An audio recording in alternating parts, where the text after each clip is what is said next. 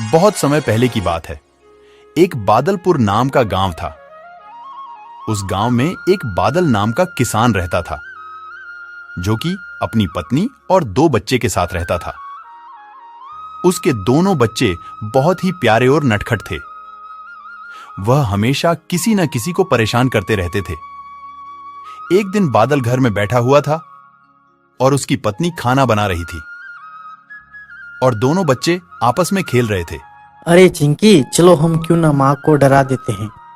जैसे ही उसकी पत्नी खाना लेकर बादल को पास जाने लगी, तभी उसके बच्चे ने उसे डरा दिया। तभी खाना की थाली जमीन पर गिर गई। अरे बच्चों, तुम लोग दिन भर दिन शरारती होते जा रहे हो। अगर ऐसा ही चलता रहा तो फिर क्या होगा। कल तुम्हारे स्कूल से भी हमें शिकायत आई थी कि तुम दोनों बहुत ही बदमाश हो गए हो। जी सुनते हो, देखो ना बच्चे दिन भर दिन बदमाश होते जा रहे हैं। अरे भाग्यवान, कोई बात नहीं, चलो कल हम इन दोनों बच्चों को नानी के घर पर छोड़ देते हैं, क्योंकि इनका भी गर्मी का छुट्टी भी आ गया है।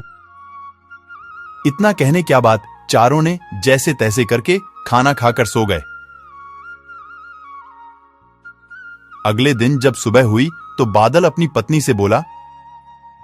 फिर बादल अपनी पत्नी और दोनों बच्चों के साथ नानी की घर की ओर चल पड़ा और जंगल के रास्ते होते हुए जा रहा था। कुछ दूर जाते जाते वे सब नानी के घर पहुंच ही गए। अरे आओ बच्चों, कैसे आना हुआ तुम लोगों का। कुछ नहीं सासू माँ, ये सारे बच्चे जो है ना घर में हमें बहुत परेशान करते हैं। मैं चाहता हूँ कि आप इसे यहीं पे रखो। और फिर बादल और उसकी पत्नी वापस घर आ गए। समय बीतता गया, दोनों बच्चे नानी के घर में ही रहते, पर वह कभी भी कोई शरारत नहीं करते। वह जब भी शरारत करने की कोशिश करते, उसकी नानी उसे समझती।